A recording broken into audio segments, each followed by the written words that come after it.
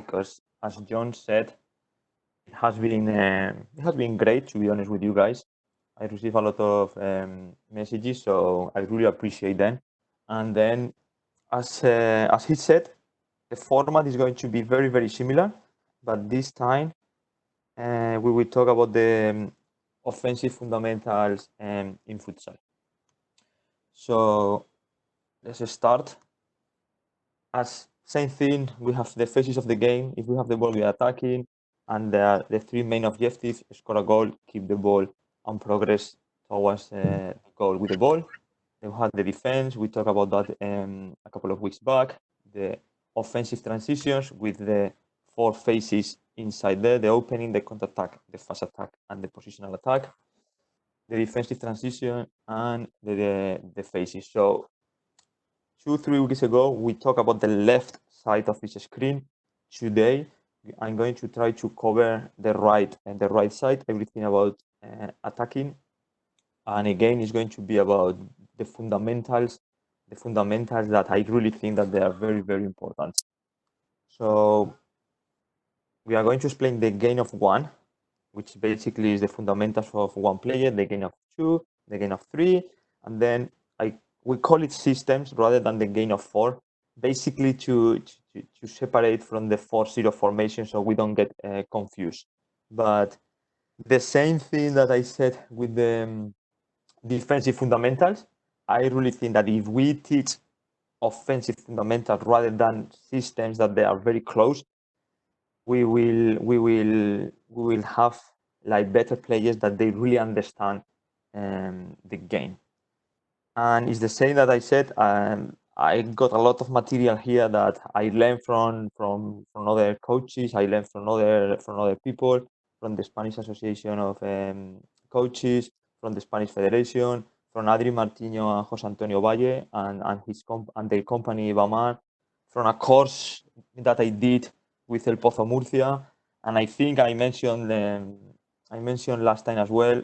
These guys, Bamar Formation, Adrian and Valle, they are doing a fantastic English version of a course that I really, really recommend for everybody.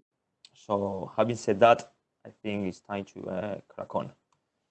So we have in the gain of one, guys, we have the first thing we should start working with kids is coordination, and everybody knows what coordination means. Okay, it's just basically to do movements well timed, smooth, and efficient. There are different types of coordination, like eye-hand coordination, eye-foot coordination, intra-limb coordination. But when we are coaching kids, this is super important. It's absolutely the same that laterality, and this is the capacity for the players to do things with both sides of their body. So we want players that they can dribble, they can shoot, they can do 1v1s on the right and on the left. That is why when we are teaching kids, it's super, super important that we work on that. And finally, ball manipulation. And this is something that I have to explain. I don't mean with ball manipulation technique, because I consider technique when it's related to the game. Here, basically, I'm talking about that kids, they should dominate the ball rather than the ball dominate them. And I'm going to put you like an example of all these things. So this is Tomás de Dios, a fantastic coach that he works a lot with coordination, laterality, and engaging kids. There is a full video on YouTube. I just took a piece, and basically the guys, they are doing some coordination movement with balloons, and the balloons, they have different colors. When they touch one balloon with red or blue, they have to do different things. At the same time, there are some balls moving that they have to pass. Sego, I visited him last summer in Chicago, and all the sessions for kids is about ball manipulation against the wall, every kid with one ball. Or we can use a lot agility ladder for these things. That is when I was working for England. But if we want players to be able to do things with the ball, I think to have coordination, laterality, and ball manipulation is the first step for them to be successful. Okay, so then after this, we have to talk about dribbling or running with the ball. And in English, it's a bit different. In Spanish, we always say conducción, but in English, it's a bit different. Dribbling, we consider when the control is really close to the feet and there are small steps. And running when you are taking big touches and you take longer strides. But for me, the first thing is you have to have head up. So you perceive the space, the teammates, and the opponents. Then different surfaces with the sole, you have more control, but it's slower. With the inside or the outside, there is a bit less control, but you can go quicker. And then the laterality. This is super important. We should be trying to encourage our players that to use the leg that is or the foot that is farther, the farthest one from the defender, because that gives you more protection and more passing lines. This is super important, more passing lines. And then there is a debate here when we are teaching kids if we should limit the number of touches or not. I really think that when we are coaching in the development stages, we should not limit the number of touches because we are losing more than we are winning. But, you know, this is something that we can think. So now we have some examples here about dribbling with the ball, like in a counter attack, dribbling and then with a finishing there. I think everybody knows this player. We have another kind of dribbling here. We have a fantastic player using the sole control.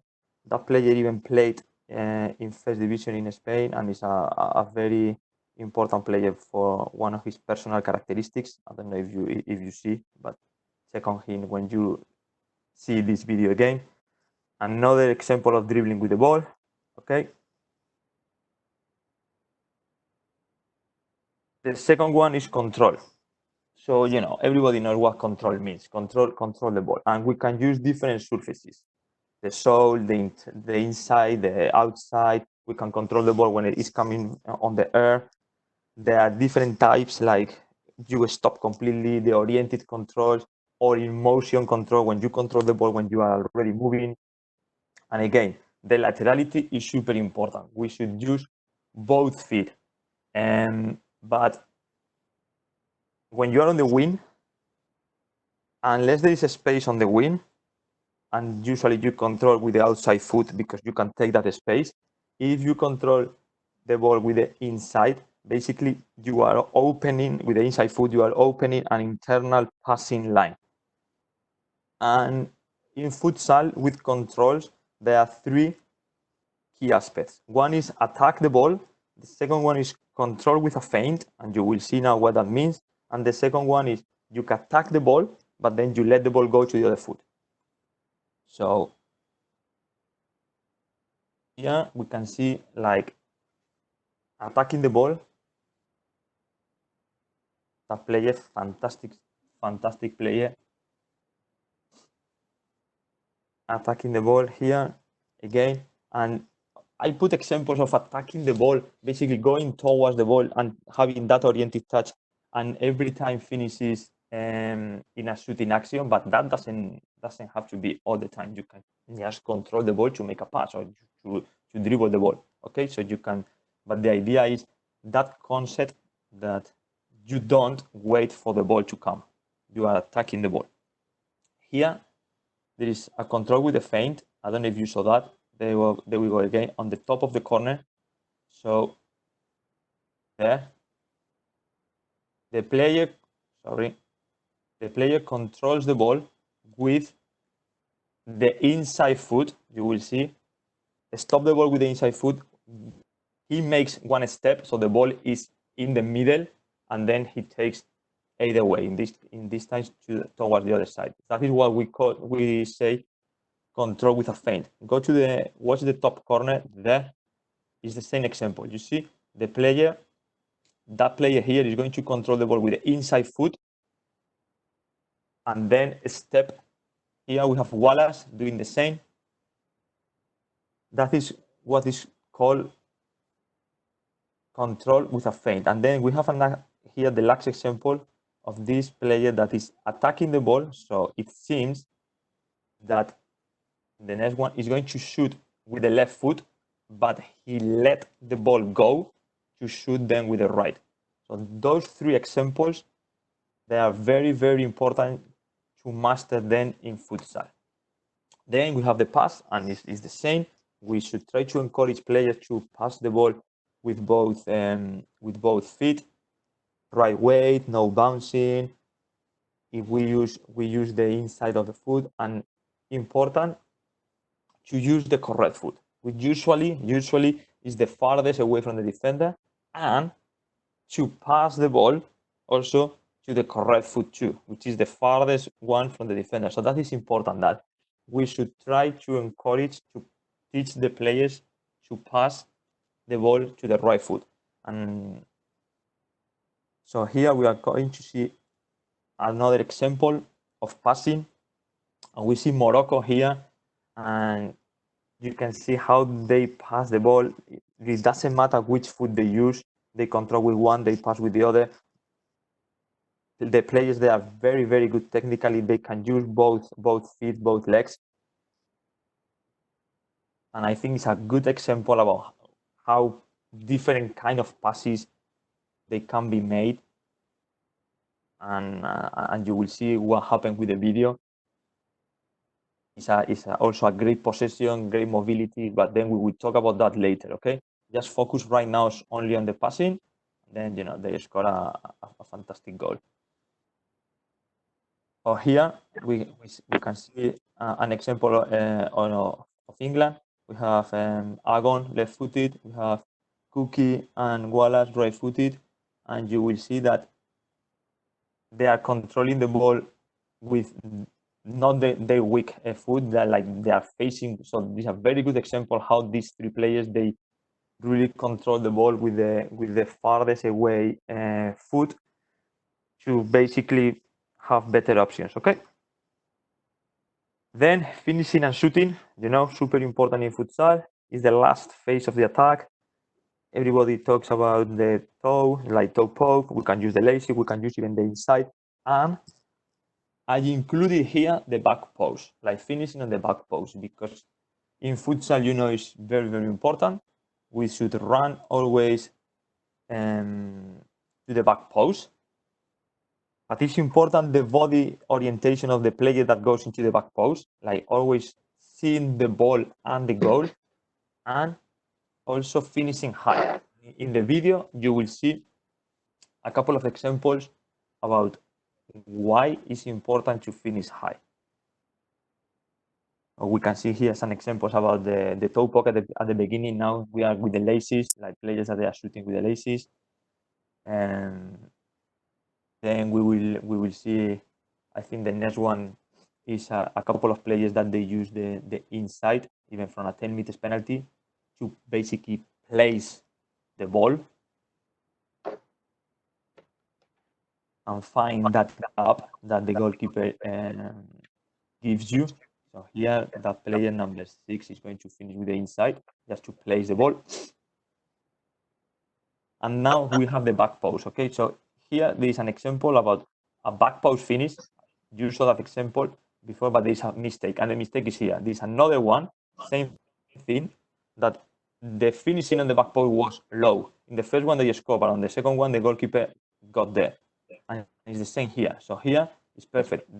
My goalkeeper didn't, it's impossible because they shoot high. Or here with the Spanish national team, they shoot high. So it's super important that we teach our players that when we go to the back post, proper body orientation, and usually we shoot high to avoid the goalkeeper's hand or the goalkeeper's split save. Then offensive feints or fakes. This is super important. Futsal is a game of liars. So basically, we should be always tricking the players. And we can do feints with the ball, like dribbling the 1v1. We can do feints during the 1v1. Feints to pass, feints to shoot, feints to control. Or we can do feints also without the ball. Usually it's because we try to invade the defensive space and cross that shoulder line to then come back and get that extra meter. It's super important. There is a good timing when we do the offensive feint without the ball to trick the defender, but don't trick our teammates. So there is something very important here, that we have to teach our players how to do the feint. And usually, if you want to do a feint to open a passing line, you should do the feint right before your teammate receive the ball from the third player. Because if not, if you do the feint when your player already has the ball, there is a big possibility that you trick also your teammate. So we can see now some examples here of offensive feints without the ball. Okay, that is again England, and we will see in the middle Wallace, like now, one small feint there, very, very small. They are completely different. Or here we have Jay Dennis at the very bottom, which is a bit more like here, David, a bit more aggressive feint that at the end he didn't receive the ball, but that is what we talk. Or here we have a shooting feint by Wallace. You will see now. He received the ball, he feinted that he was going to shoot with the right foot, and then he crossed over the ball to shoot with the left.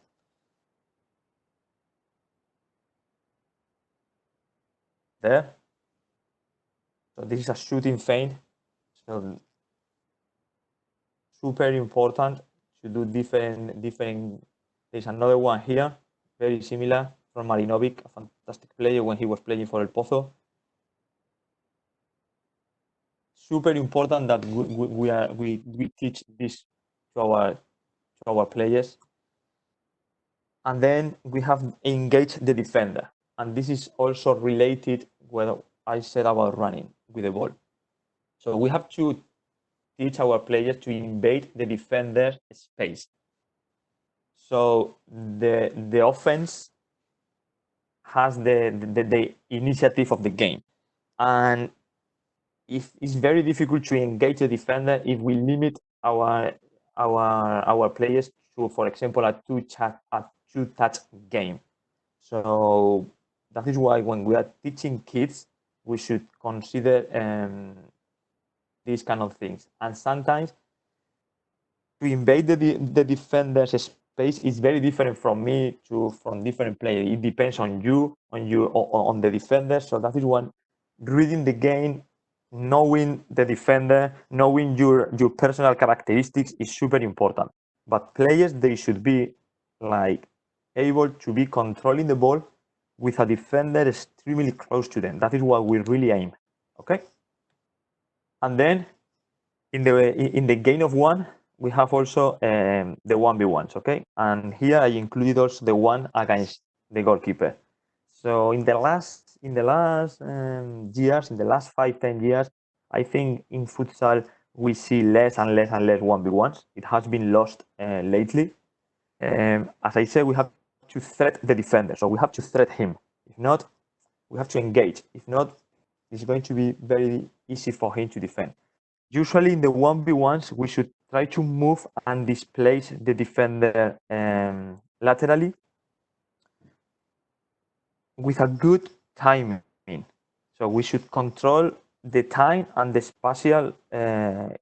We should have a spatial control and time control of the situation. And of course, you should have to be able to go out to both sides, so like left and right, use feint, change of speed, and read the game. You should know where you have to do a 1v1, how, when not, in which position is too dangerous. And then, okay, for the 1v1, there are some very good tricks or movements that you can use, but something that is very, very difficult is when you are moving the defender, and I learned that from my friend Wallace. When you are in the 1v1 and you are moving the defender laterally, if you read the defender And in the moment that the defender is making the step and is on the air, is doing one shuffle step and is on the air, so there is no contact on the floor. That is the time when you have to do the movement to basically beat him, because the player cannot change direction because he has no contact with the ground, with the floor. So we will see here as an example that you are moving the defender laterally to wait for the right moment. Again, we see the defender moving laterally. That was my player handy. Sorry. Wow. What a 1v1.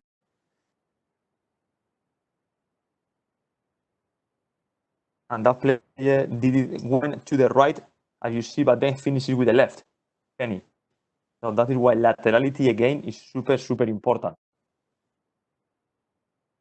So here we will see number 10 from Egypt.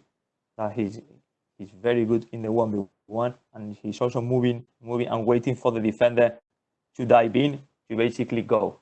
And that defender did what we talked the other day about defensive laterality. And then we have, I think this is the last one, we have the offensive body orientation. And, you know, it's super important that we always face forward. So basically, we watch the opposition's goalkeeper, unless you are a fixed pivot, but we will explain this. So basically, the control should be forward to attack the defender. Before you receive the ball, you should feint, and then if you receive the ball on the side, on the wings, try to face forward. If we are playing a 4-0 and we are on the x-axis, more on the middle, so the gain in that part of the court is more horizontal, we should be looking for the depth. Pivots, they should head to watch what is behind them, even if they are playing with the back towards the goal. And also, when the goalkeeper has the ball, everybody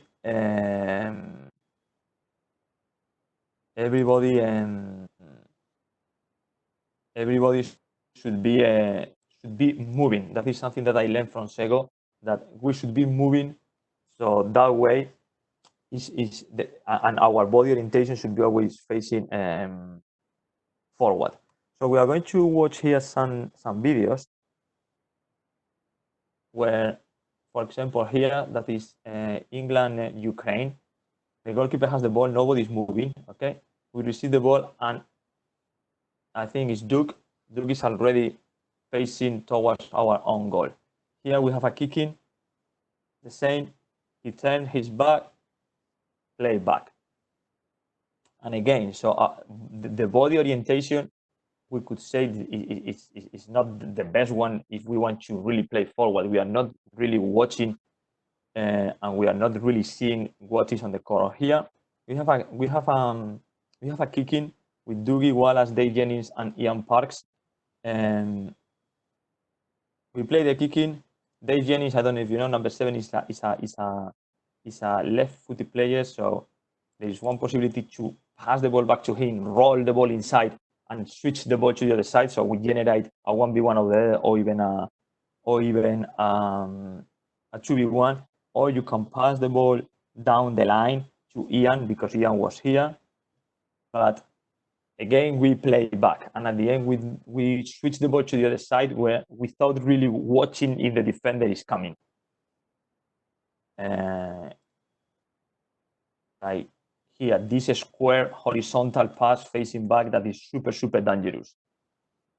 Or here, the next example, it is a kicking. We have Cookie, fantastic player, but Agon here, we have a kicking there, and he is not really watching that Crofty open up, so the opposition is not really pressing, so there is not really need for Crofty to open up, or maybe if he opens up, Agon can go hard. But the thing is, Cookie didn't really, his body orientation was not really there facing forward. Okay,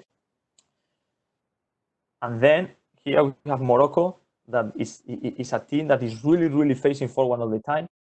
and even if there is a bad pass like now, and you have to face back, you are trying to go forward as soon as possible, and they are not scared to be dribbling the ball close to the goal, as you can see here.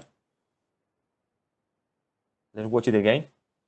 They are comfortable with the ball. They have no problems to have the ball there. They don't panic, and by the way, they get out and they score on us an amazing goal. But the next example is also Morocco playing against Saudi Arabia, and it's the same. They have no problem to face forward almost all the time, which is this is what we should really be teaching our players. So this is the end of game one. This is the end of what we should do with when we have one player, the offensive fundamentals for one player. I don't know if you have any questions, but if you don't have any questions, I can go to the game of two. If you have any question about this, we can stop here and talk about them.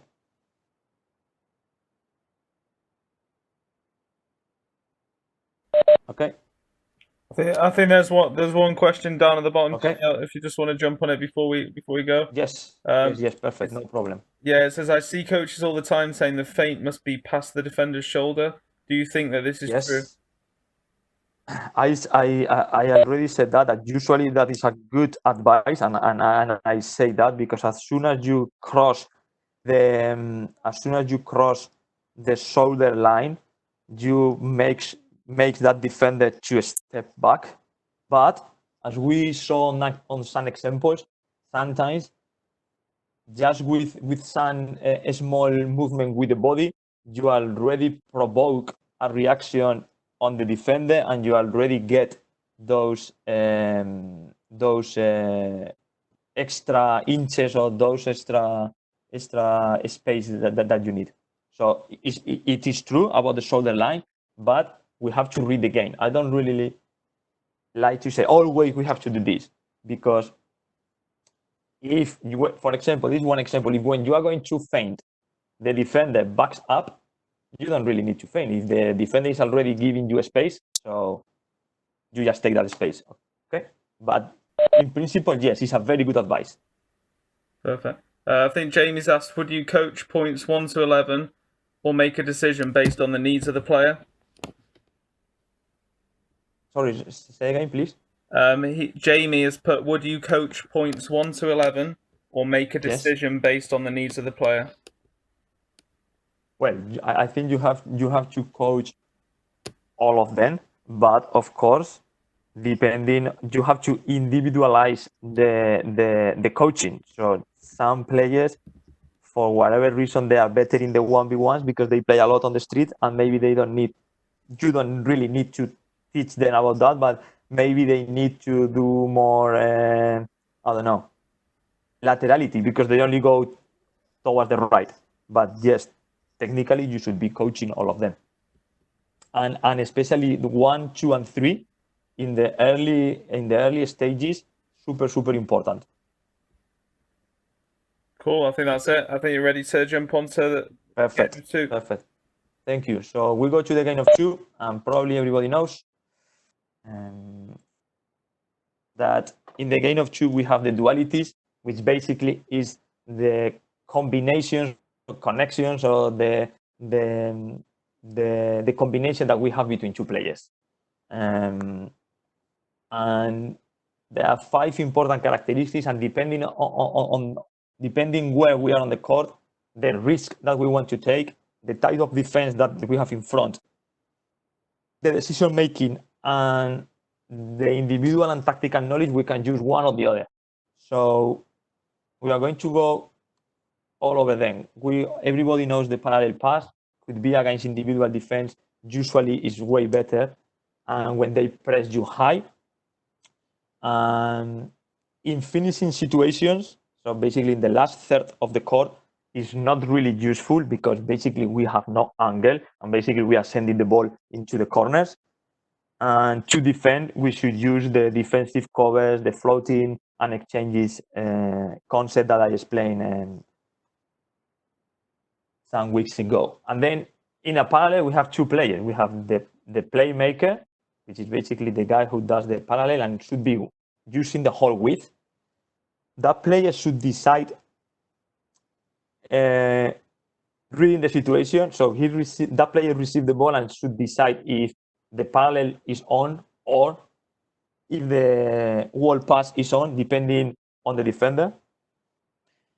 Should move the ball close to the line. So that means that the width is a bit better.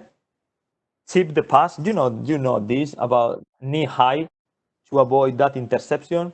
And this is very, very important. The ball is called parallel pass, and usually the ball travels parallel to the line, but the ball should be a bit inward, should be towards the inside a bit, because that way, just a bit, because that way you open up a bit the angle of shooting. And then the player should follow the pass to give options. And then we have the runner, or in Spanish, the rápido, which is basically the guy who received the ball. And the first pass should be a good pass. That player should wait until the other player receives the ball. Don't start the run ahead of the ball height. Change the speed of change the direction with or without feint, depending on the situation, and could be in front or behind the defender, okay? But it's important that the player is always looking at the ball. So there are different parallel, simple parallel, classic parallel, but I'm not going to go into that. We can see here some examples about a small parallel here. Or here there is a longer parallel.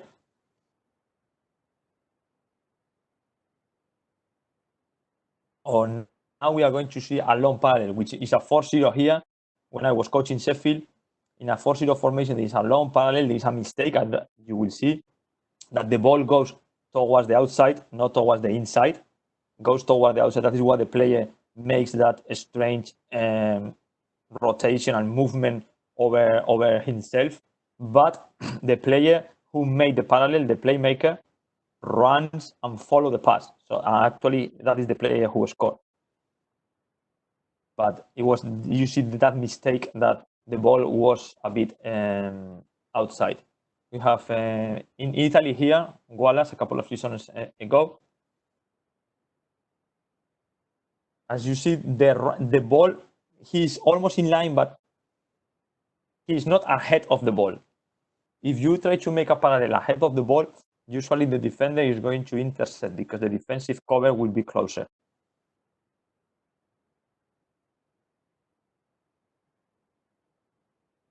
So then we have the parallel with the pivot or parallels. There are different kind of parallels, but the concept they are the same for every single one.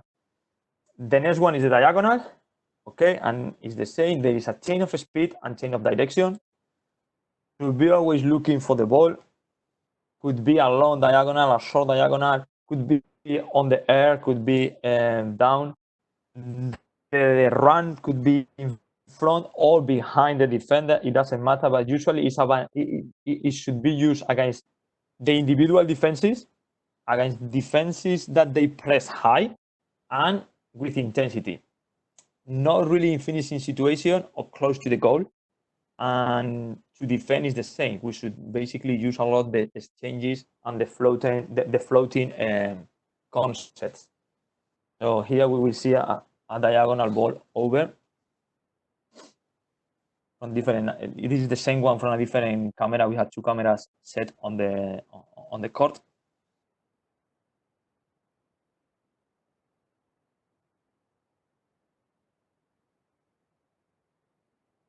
And good finish, very good finish.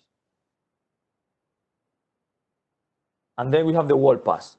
In the wall pass, so one choose we have vertical wall passes and horizontal wall passes, and usually the defenders they should switch markings. Okay, and again we have two players: the playmaker, and which is basically the guy who is making the wall pass, should be in a passing line. Sometimes when the player is coming into the gap between the defensive lines, okay, the player is not in a perfect clear passing line. It's behind the defender that is marking my teammate.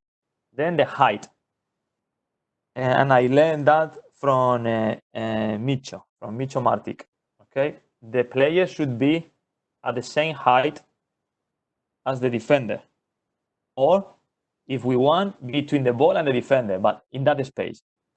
With kids, I really think that we should always encourage that the wall pass should be 2 touches. I receive the ball, I control, and I pass. That way, it gives more time to the other player to run, and also the pass has more quality. Important to do an oriented control when I receive that ball, so I open the passing line. And usually, you should control and pass with the protected leg, which is basically the farther away from the defender. I can accept that if maybe I have to control the first touch with my strong foot because I don't have a very good control with my weak foot, but the pass should be always with the protected one, which is the farther away, because that is, and the pass is to the space. And then the runner, which is basically the player who runs, should be over the line. So we use the whole width of the court. Should be close to the defender, so we should be threatening the defender, so engaging him. When he plays the first ball, the first pass should be to the protected leg, and then there is a feint with a chain of speed. And we will see here some examples. This is a horizontal there, and as you see, that player here is between the ball and the defender. That is the height that we should have for a perfect. Wall pass, because that means the defensive cover here is going to run more, and then the angle is better. Okay.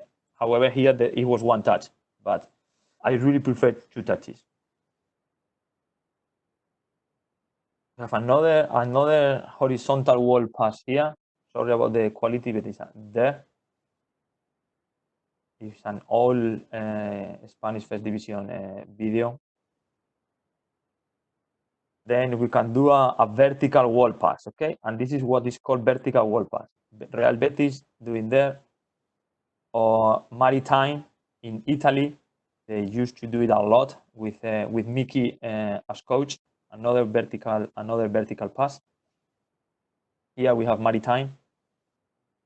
Vertical wall pass.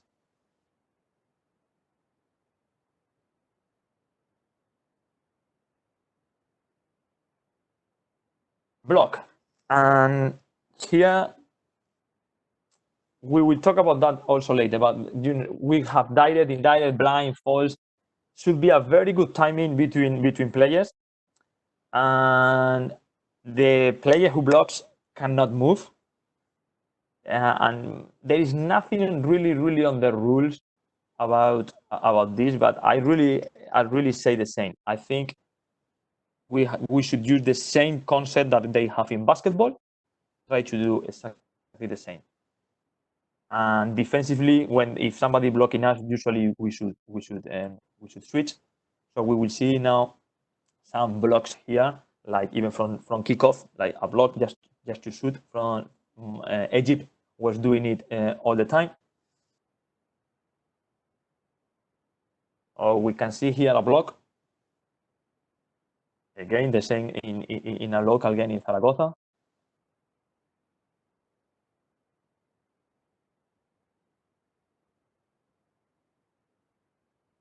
And this is super important. There is block and continuation. And let's see if we can see this. So it's important that after blocking, And then I don't want to go out of this presentation, but then I will show you something that is important, that we teach our players that they block, and after blocking, they continue the movement. So it's like in basketball, the pick and roll, and that is something that we don't really see that a lot. That usually you block and then you stay there. Overlaps, and the overlaps, they could be a lateral overlap or a central overlap, and usually they happen in the creation, which is basically in the middle zone, or in the finishing zone. There should be a very good coordination between players, because usually we use the pisada, or like the roll back. But at the same time, we have to be very, very careful, because if the defenders, they are smart, they could do a 2v1 on the ball.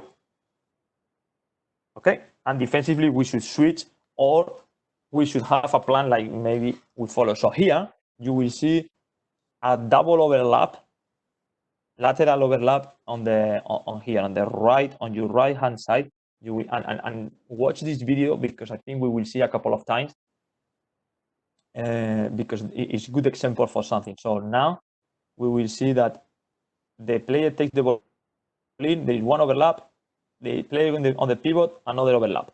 So there are two overlaps, one on the winger, one with the pivot. Here we have one overlap with the pivot, so the pivot receives the ball, and there is an overlap. Oh, here we have a Maritime in Italy, from when Miko was when Miki was coaching, doing lateral and central overlaps. So here we will see a lateral,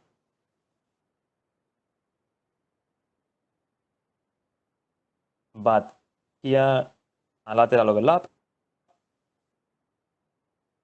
with a back post finish, and here we have a central overlap. Okay, so now you see one, then we finish with that one. But in the next example, we will see better. So the player dribbles towards the middle,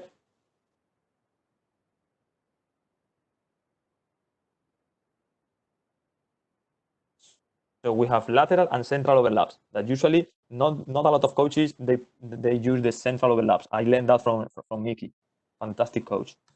And then we have the screens or curtains. Okay, and this is super important, because there is a problem with terminology even in Spanish. So imagine when we translate this concept into English. So the screen is, so basically this is very, very simple to the block, but we can, or to, it's a mix between a block and an overlap. So the screen is when the cut is between the player with the ball, and you will see now there, I don't know if you saw, so there is going to go between the player with the ball and the defender. So there is a gap, or there again. I'm going to put that one again if you want. So there, at that moment, here, there is a gap between the defender and the ball, so we can do a direct screen. And use and Pato in Rivera Navarra does a lot of screens and curtains. And curtain is when it's behind. So there is another one here. There's another direct screen, okay? Or here. You will see there. But here we have Brazil against Portugal, and there is an indirect screen. So basically, the player now is cutting between the player who marks the other one before he receives the ball. There. So this is an indirect screen, but it's in between. This is the concept. And then we have a curtain here, which basically is when we do it from behind. So here, let's see. The player has the ball here, is marking, is very, very close, so his teammate cuts behind. So that is what is called in Spanish curtain or pantalla, cortina. Okay, so another different concept that is sometimes is difficult. It's difficult to understand and to separate from overlaps, screens, blocks, curtains. So the next one is the backdoor. And if you know a bit of basketball, it's basically very similar. It's basically when you do a feint or you unmark yourself with a movement at the back of the defender. It's important to make eye contact with the player who has the ball. And basically, what you are trying to do is you create a deep passing line or a vertical passing line. To defend this should be a very good coordination between goalkeepers and defenders. You will see here that player here, Rob, doing let's watch it again. Going to unmark. There we go. From behind of the defender.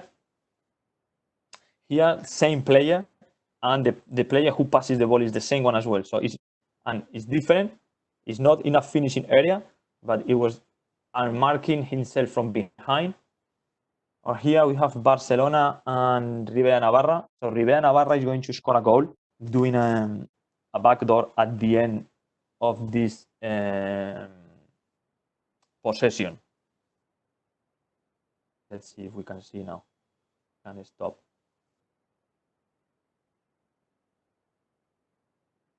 So now follow that player here on the right, that player here at the top there.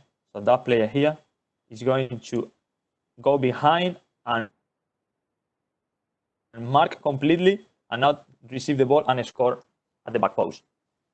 Or here we have a bit more like running backdoor, because you do like a rupture. You are breaking the defensive line. Then clears out or clear ups in Spanish aclarado. Basically, this is something that sometimes could be introduced on the game of 3 because maybe you need more players, but with 2 you can already do it. So basically, if my teammate has the ball and we want to do like here a 1v1, and for example here we have I think it's Wallace, Duke, Max, I think it's in France. Everybody knows that in that situation Wallace is going to do a 1v1. So Doogie goes to the back post. So to clear that space that right now is clear, okay? Basically, so it's dragging the defensive cover out for a 1v1.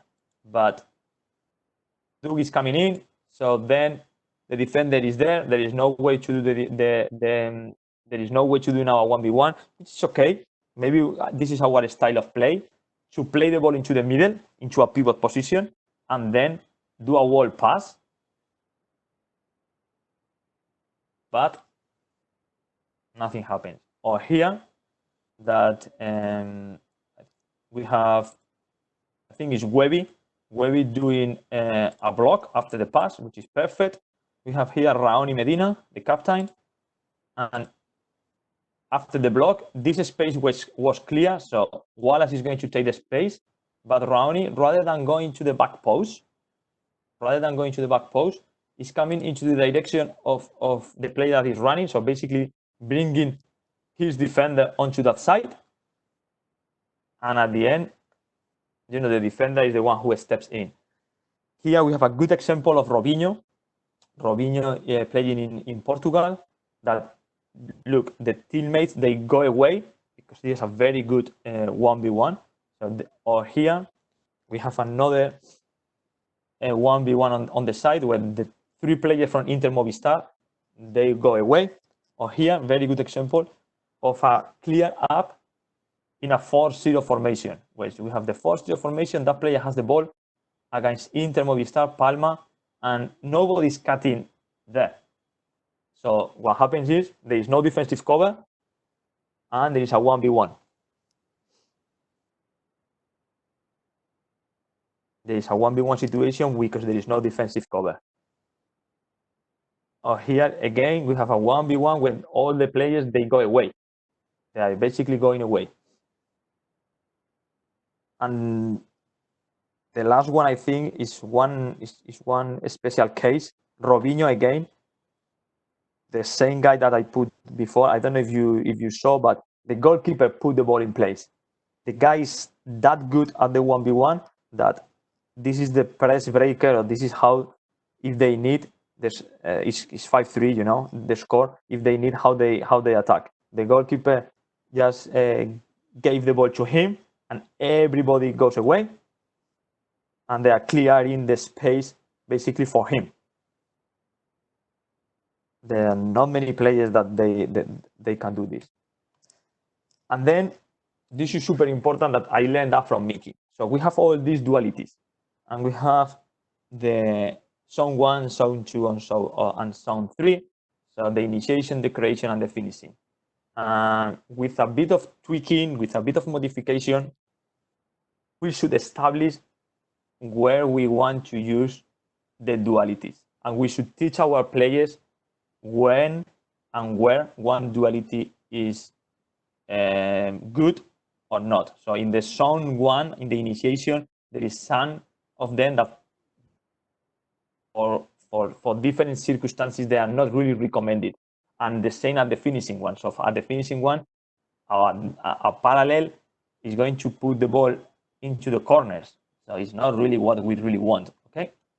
And then the block, I don't know if you thought about this before, but the block is the only one that it doesn't depend on you.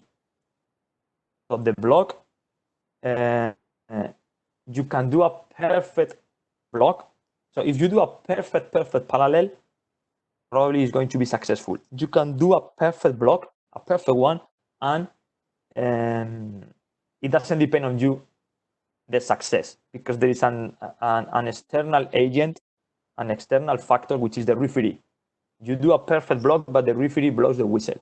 So that is why on zone 1, near our goal, of course we are attacking towards the right, okay? So on zone 1, it's not really recommended to do blocks, because that means that if you do a block and the referee blows the whistle, that means that you are giving a free kick close to your goal. Or maybe you can do blocks, but after the third foul, we don't do blocks anymore. So that is something that the coach should establish also into the teams. Which kind of dualities we do in each space of the court. Or, for example, in the zone 1, as you see, there is no overlaps. Because if you pass the ball and you have to go for an overlap, basically you need time. And if they are pressing you, your teammate doesn't really have time on that area of the court to just be messing around with the ball. That is why, of course, we can discuss about this, but it's important that in our team we establish which dualities we do in each zone of the court. So this is the end of game 2. This is the end of the dualities. I don't know if we have any questions. I think I saw a couple of questions popping up, but honestly, I have no idea how to chat. Let's see if we have the questions. I can read them and then. Daniel, if you want, I'll ask John JK to ask his question in person. So it's yes, no problem. Active. Hi Dan, it's just a couple of points really. I see you did vertical and horizontal wall passes, so got a couple of questions with it. I see a lot of players in England, they don't use the vertical or horizontal pass positively to try and get in behind, but they use it negatively to occupy more space for like the deepest player, more like the fix, or to draw the defence out centrally so they can go out and round. Would you adopt that? Would you coach that for youth players, or would you try and make it as much about being positive? The thing is, everything depends now on your philosophy as a coach. for me, I want to attack. So that means I want to go forward. And that is why I really want to go always forward. And after a vertical pass, a vertical wall pass, I really encourage my players to run forward. Okay. Mm-hmm.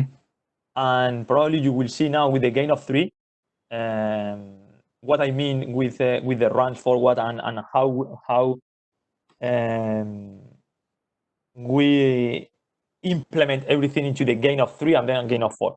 Okay, but I get your point, but probably that is because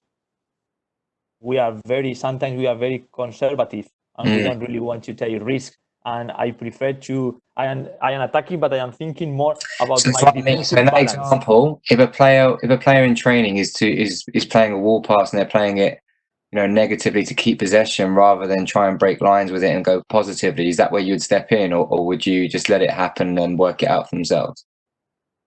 Well, depend, because also there are moments, So if we are winning, I don't know, 5-0, and there are 10 seconds of 15 seconds on the clock, do we really need to attack more, or do we just keep the ball? The thing is, there are different moments, and this is when you have to read the game. And of course, imagine that is the last chance. You need a goal. There are 10 seconds on the clock. If there is a good opportunity and your player makes a negative decision just to keep the ball rather than attack, definitely yes, I would step in and I say, hey, this is the moment to take risks, because we need the goal and there's only the few seconds on the clock. So I think we have to take everything into consideration. Okay, and just the part 2 of that, I think someone else has written it as well. I just wanted to put a bit more flesh on it. So with the wall passes, vertical in particular, and the 2-touch concept, I think it's really important, because obviously it gives that runner time to get there, what you were saying. But does it not take away time for the refractory period of the defender, so that you have more chance to recover? Yes, I saw this. I think you are asking me, and I think another friend, Claudia, is asking me the same thing. Yeah. So the thing is, when we are teaching, okay, I really want to master the movement perfectly. So I really think that controlling and passing, which means 2 touches, gives more time to the player to make the run, and also we improve accuracy of the pass. Okay. Also, the player who is marking us, if we control the ball, the player is going to come closer, because the player doesn't know if we are going to make the wall pass or we are going to switch the ball to the other side. I don't know if you get what I mean. Yeah. The thing is, and I agree with you. They may be anticipating that pass already if you do it one time. Exactly. Yeah. But I agree with you that if the third defender is very smart and the third defender is making the defensive cover on the axis, maybe could be a good defensive cover. I get that point. But as a general rule, I would always teach 2 touches. But then, I put some examples in first division in Spain that is 1-touch pass. Okay. Mm-hmm. But that is then when players they read the game and they make their own decision on the court. Okay. As coaches, I think we have to give them just the resources, and then they decide.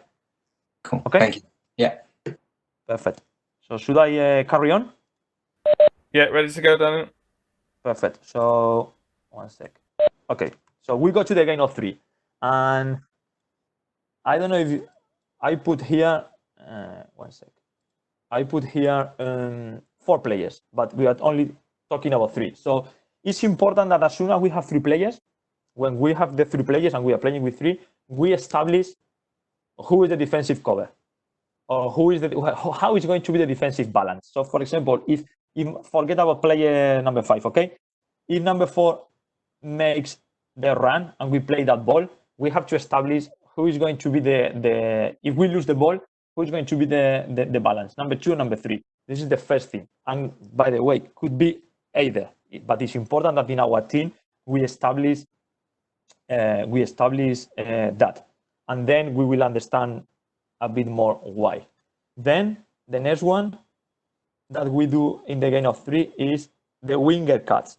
As soon as we have 3 players, we should starting to introduce the winger cuts. Okay, and for example, again, forget about player number 5, but if we introduce with 3, with 2, 3, and 4, the winger cuts in a very good coordinating movement, when we have the 4 players, so in number 4 cuts now, when we have the whole team, then maybe we open the passing line to the pivot. That is why it's important that with 3 we started to introduce these movements, or we might play the parallel to the other side. Okay, then with 3 players, we should talk now about width. They should coordinate the movements to maximize the use of the whole width of the court. So in this case, number 3 and number 4, they should be playing next to the lines. The wingers, they should be on the line. And this is the moment when we should introduce these concepts. And then we have the depth. Imagine that, forget about number 3, okay? This time we play with 2, 4, and 5. But even with 3 players, somebody can go higher. So then we introduce the concept of depth, because at the end, futsal is a game of width and depth. Okay, so those 4 concepts are the ones that on the game of 3 we should start introducing. Of course, the players' mobility, which basically is we have to start teaching players how to move, to create spaces and occupy spaces in a rationally way. And it should be a balance between horizontal and vertical passes. That is the way to use the width and the depth. So usually one rule that I say is we should try, when we are teaching this kind of movement, we should try to occupy the space that my teammate left. That is a rule that for to teach at the beginning should be very important, okay? And then we have the ball circulation, which basically everybody knows about possession. So it's the same, we should coordinate the movements to keep possession of the ball without a finishing intention. So we don't want to finish, we just want to keep the ball, because that will help us to the next step. And then it's important finally that we introduce that every time there is a deep pass, there are runners, and every time that we pass to the pivot, there should be like 2 runners to give options. So for example, now if we are playing with player 2, 4, and 5, forget about 3.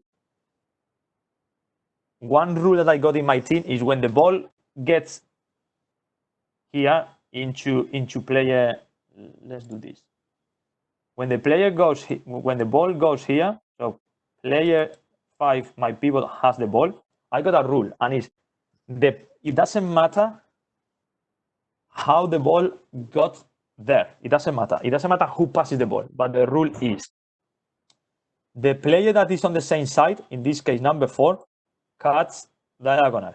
This is runner number 1. And the player, and then at the beginning it was that the player here comes around. And remember this, because then you saw that video about that double overlap, and it's very, very, those players, that my team, they did it because we are training that way. So that way we have the pivot with 3 options: himself, runner 1, and then the runner 2. But so number 3, when we have the gain of 4, should be the defensive balance, okay, in that situation. But then I change this, okay, and it's the same. When the player receives the ball here, so the pivot receives the ball, there is a deep pass. Runner number 1 is the same one, the player who is on the same side. But now, when the ball goes there, most likely that defender is going to be looking there, that defender is going to be looking there, that defender will be looking at the ball. So all the defenders, their body orientation is at the ball. So to surprise then, if number 2 is doing the second runner, it's easy to defend that. because number 5 is going to be watching him because they are almost on the same line. So what I did is, this is my next variation, okay? That the opposite winger is the guy who attacks to do the second runner because this is coming from behind. So it's coming from the back, so they cannot see. And number 2 is the balance. That is what I said at the beginning of the game of 3, that we should establish in our game model who is the defensive balance in each situation. Could be 2, could be 3, could be, and there is nothing wrong. Okay? So I don't know if you understood this, but still we are with 3 players only. I know that I put 4 here, but we can do the same thing with 3. So forget about 1 player, and every time we play the ball into the pivot, there is 2 cuts. 1 to the back post, and then to do an overlap. 2 runners, always 2 runners. That is how every time we play into the pivot, 2 runners. So there are 2 finishing options and the pivot. Gain of 3. And you have the example here. And you saw already this example, but this is my team playing in an international tournament in Hawaii. Okay, so the players, they decide this is our way of play, and that player now is important. That player is going to touch the ball inside. You see? So generates a space from behind to do the overlap, play into the pivot, and another overlap. And then, okay, we didn't finish. But you will see, it is established. And the 4th player didn't even participate. So if we watch it again, the 4th player didn't even participate in the movement. But now, oops, sorry, you can see almost walking, because almost walking there is going to take into the, go to the axis, go into the middle to be like a defensive balance. So the 4th player, so that is why with 3 players, we can already start working on this.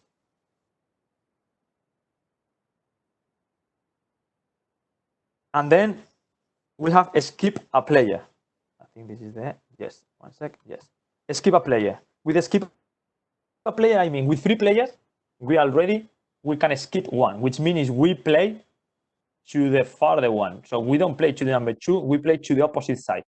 And this is super, super important, because that means that the defenders, they have to switch to the other side. So we shift the defenders. So as soon as we have 3 players, we should start working on that. Because, for example, this is very important with the game of 4. And if, for example, it's even more important to skip a player when we are playing later on with power play, for example. Okay, because that means that we are shifting the defender. Very important, fundamental. And then I think this is the last one, is the double cut. As soon as we have 3 players, we can do a double cut, which means 1 player does a parallel, 1 player goes for the diagonal. So for example, in that example, only these 3 players, forget about the pivot, if number 3 passes the ball and then goes diagonally, number 2 passes to number 4. Okay, so is that pass and then that pass. But that guy is making this run and this guy is making that run. The timing is different because there is a delay in the timing, because there is a pass in the middle. So now that player number 4, sorry, with the ball has a parallel pass here, or taking the ball inside for a diagonal ball. This is what I call with double cut. As soon as we have 3 players, we can do double cuts, which basically means 1 parallel, 1 diagonal.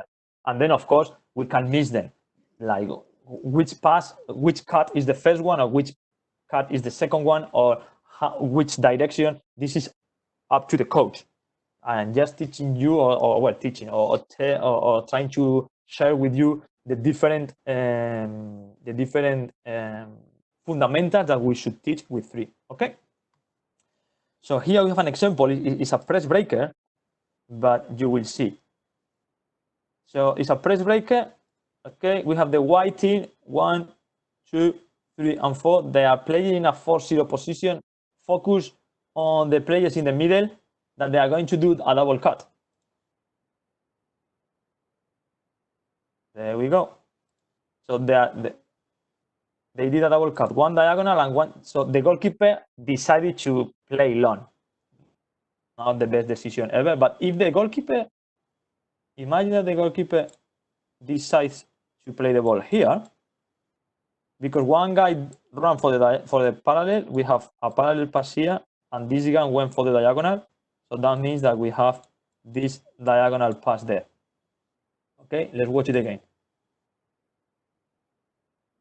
Let's watch it again.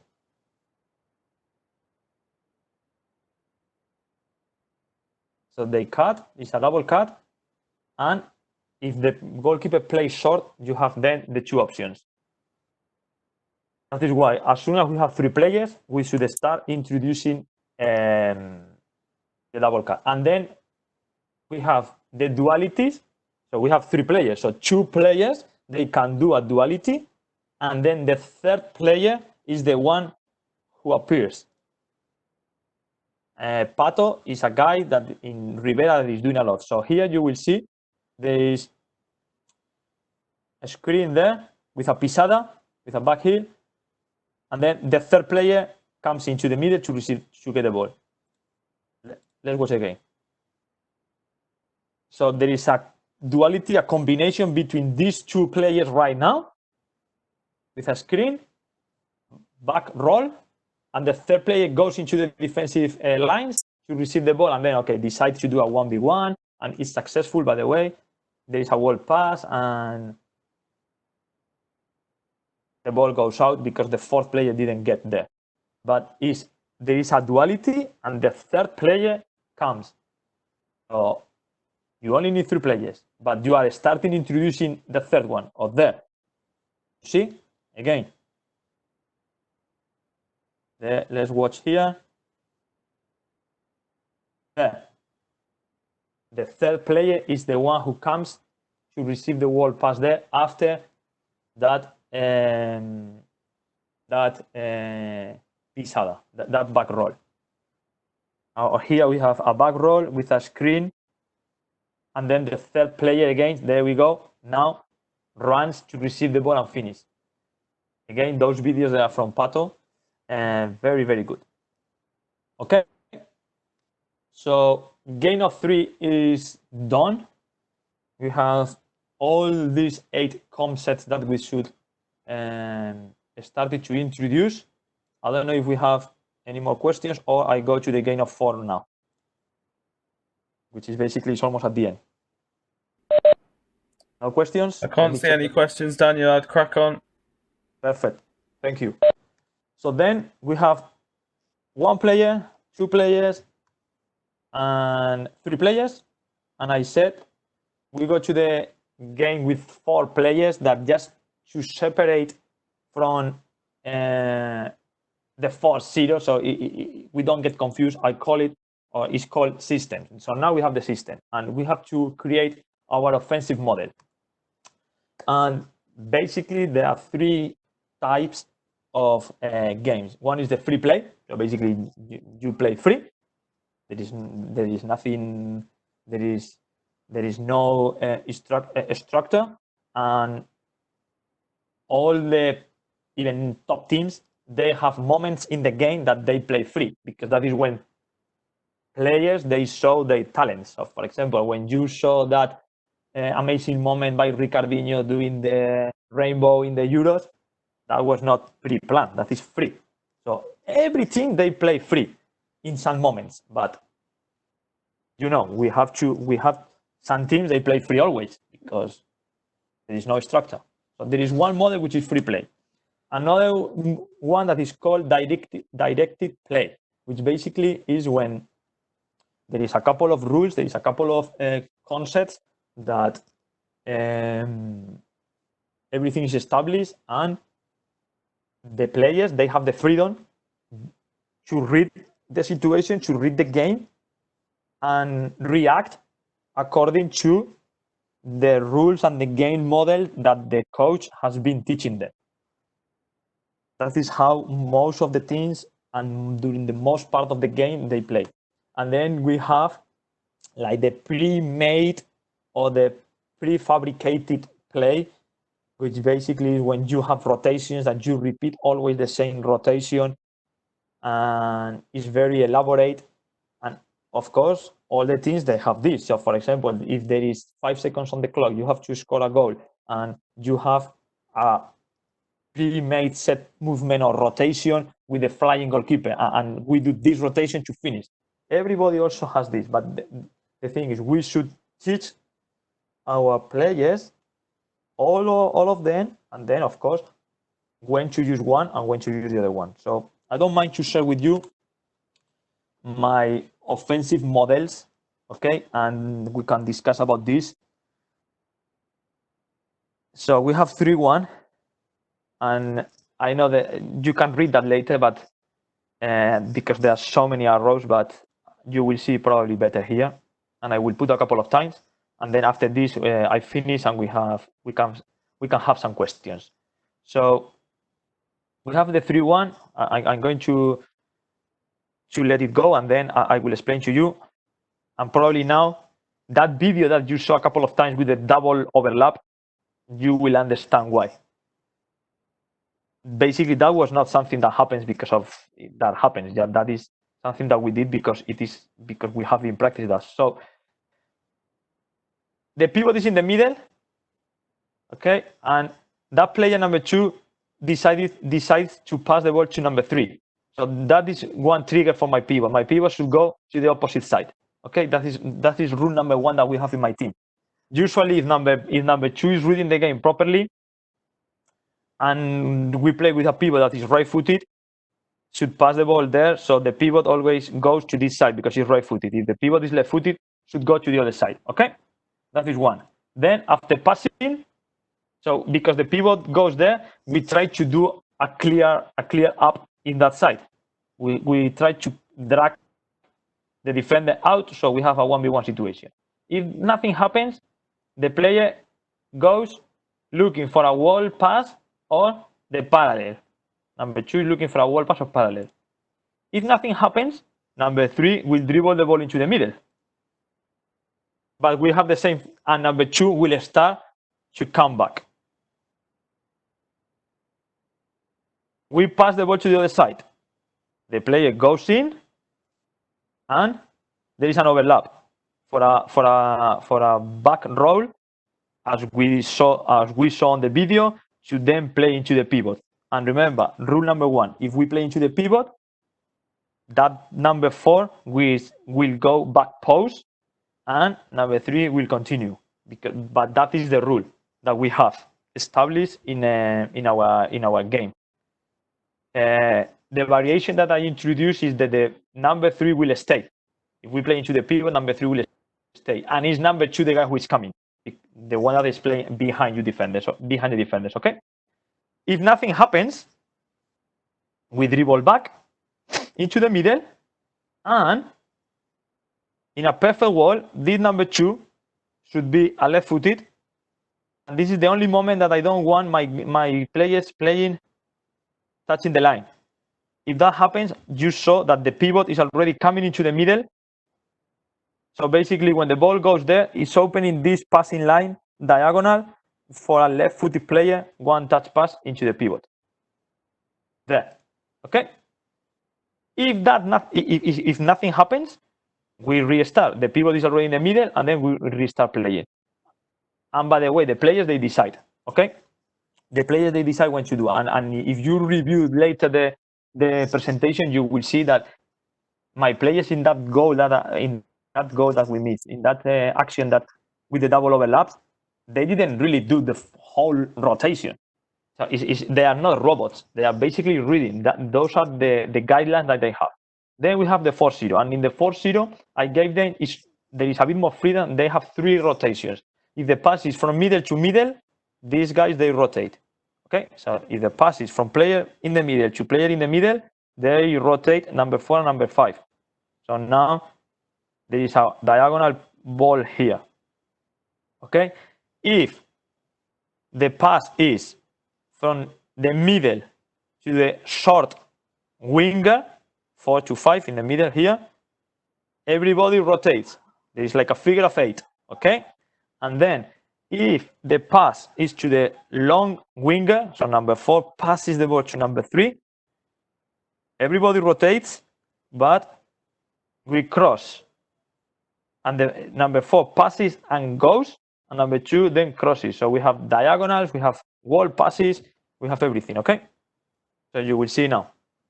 But those are the 3 kind of rotations. And middle to middle, middle to short wing, middle to long wing. And the players, they decide. They could be 3 consecutive times playing middle to middle, middle to middle, middle to middle. They decide which pass they do. Reading the game, they decide. I only establish this. If you pass middle to middle, you go there. And then they decide. Okay. And then we have another one, the last one. Sorry. 4-0 rotation that we call pendulum, because basically there is always there is one coach doing it a lot in Spain, Pato, in Rivera. Also, I think Mickey did it as well. There is one player that never rotates. Okay, it's like a pendulum. He never rotates. So, and we use this one. So here in that situation, you will see that player never rotates. And you will see the video. And the idea is we want, it's not because we want to have a security pass, okay? The reason because one player doesn't rotate is not because we want to have a security or a supporting pass. No, the reason is because the other team is pressing very, very high and very, very man marking. So we want to drag one defender out. So the player who doesn't rotate is dragging one defender out. So that way we have a 3 versus 3, and rather we prefer to play a 3 versus 3 than a 4 versus 4. So you will see now.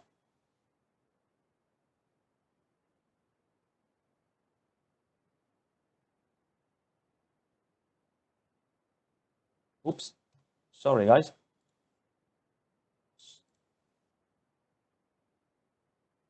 Let's start again.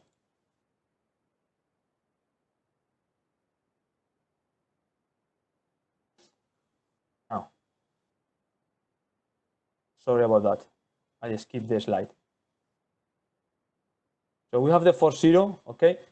It's pendulum because you know the one player doesn't show number 2 passes and cuts, but do you see now? So number 2 passes the ball into the middle, which is 3, and cuts. Well, number 3 passes to the other winger, but number 2 was cutting. Let's put it again. So we have a pass, cuts. So depending, we have maybe we have a wall pass here, maybe, or we have a parallel pass there, okay? But then nothing happened. So number 3, as soon as the ball goes, and number 5 is stretching. It's stretching higher. But then number 3 is the pendulum. So go to the opposite side. And we'll receive the ball. Dribble, dribble, dribble a bit. We'll reorganize. And receive the ball. So depending what the defender they are doing, maybe we can play straight into the 5. But if that doesn't happen, now number 4 that already passed the ball goes for a diagonal or looking here for a wall pass with number 5. If nothing happens, number 3, after passing the ball to number 5, here, number 3, after passing the ball to number 5, will open up to the opposite side. And number 5 will dribble the ball and then pass to number 2 and do the same. Or pass to number 3 and then number 3 to number 2. So number 3 will never goes into the rotation. I will show you again, and then we go straight into the questions. So that is how basically I built my game model, from 1 player to 2 players to 3 players, and then with 3 players, I decided to go with a 3-1, this formation or this rotation or whatever you want to call it, and then with the 4-0 with these 2 ways of playing. And thank you again. Thank you very much. And here, you have my contact details. Anything you want to hear, let's go for some questions. And, I have no problem to share this presentation also with you. Thank you, guys. Thanks a lot, Daniel. Really, really interesting. So we'll open the floor to questions. If anybody's got any, you want to pop in the box at the bottom.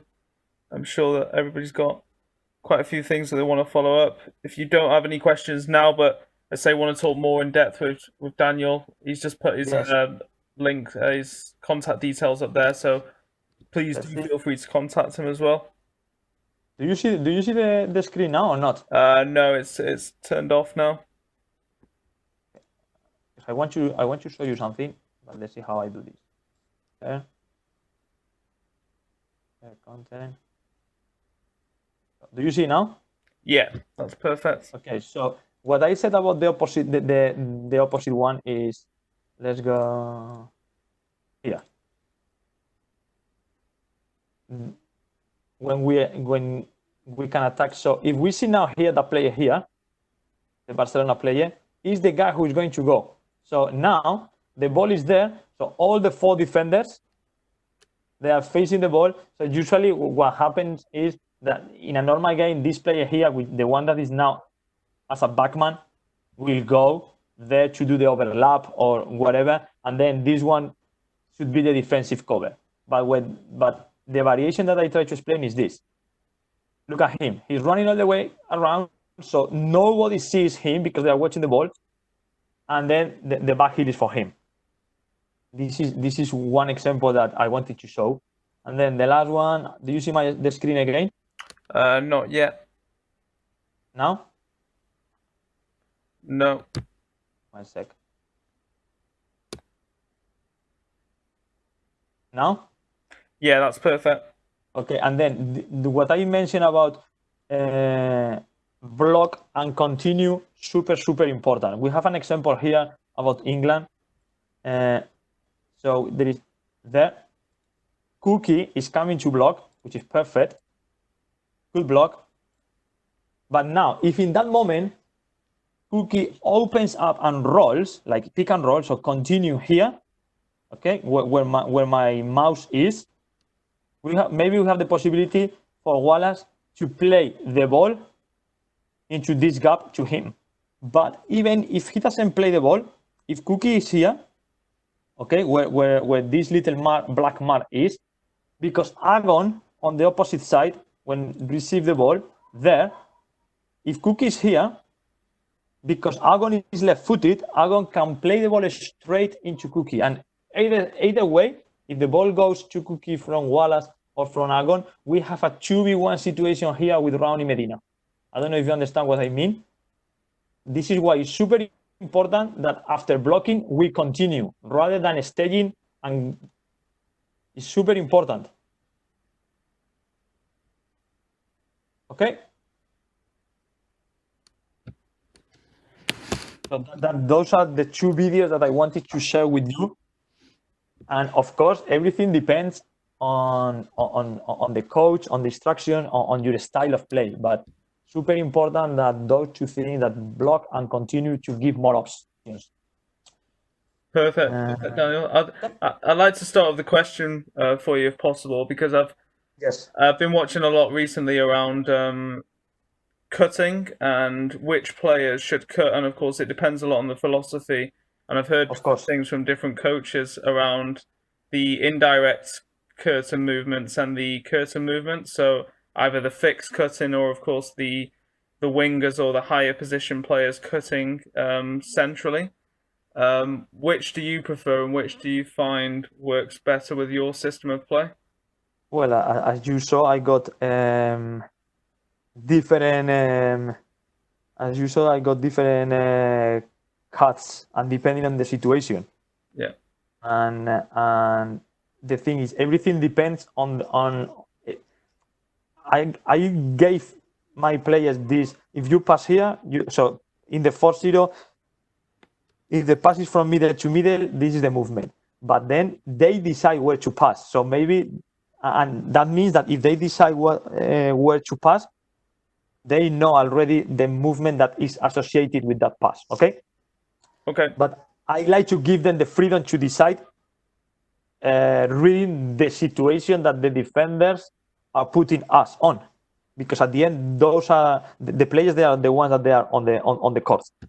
So I don't really have, okay, we always have to do this cut from the middle there, because if we always have the same cuts, it's very easy for the defenders to defend, because at the end, they will, if they do a proper scouting process, they will know, okay, we do this kind of rotation, and at the end, the game becomes very predictable. Yeah. Yeah. I completely understand. One cut that for me I always do is if my pivot drops to one side, okay, and the pivot receives the ball, the winger who is on the same side as the pivot always cuts to the back post. This is one of my rules, and this cut always has to be like that. Okay. So effectively, you have. I know there's a big debate around very player ownership driven coaching or very structure driven coaching, and how do you find that suits you, or where do you think I would say at the top level the game is currently directed? Do you think it's more structured, like you said, you have certain set of guidelines and rules that the players need to adhere to, and then the players have ownership within that framework? Yes. Okay. Yes, I think that I think right now at the high level, most of the coaches, they put a framework on the team, offensively, defensively, with different defensive systems, with different offensive systems. There is flexibility and there is freedom for the players to read the situation, and also to show their talent and creativity. That is basically what, at the end of the day, in the very, very top level, what makes the difference between winning or losing is the talent of the players. Yeah. Because physically everybody is super good, tactically everybody is super good, technically everybody is super good, but then the small details, this talent that everybody has is what makes really the difference at the really, really top level. Yeah, I completely agree. I got here, I think there is a question from Luis Melville. And yes, Luis, no problem, my friend. Feel free to contact me, and I can explain more, or I can give you more details or more videos about the 4-0 pendulum system. No problem. Perfect. So I really appreciate it, Daniel. I appreciate you coming back, and say we had great feedback from the first one. I'm sure we'll have great feedback as well from this one. But yeah, hopefully have you on again at some point in the future. But really, really appreciate it, and hope to hear from you soon. Hey, thank you to you guys for doing this, and of course thank you to everybody that listen and is listening right now, because at the end, without you and without the coaches there, I have nothing to deliver. So for me, it's a pleasure. I always like to share, because I really believe that sharing is the way that we could improve, and we could develop this sport. So thank you, guys. Thanks a lot, Daniel. Hopefully see you back in the UK soon. Let's see. I would like to. That's not a problem for me. Take care. I had a very good years over there. So thank you. Thanks a lot. Take care. Bye. Bye.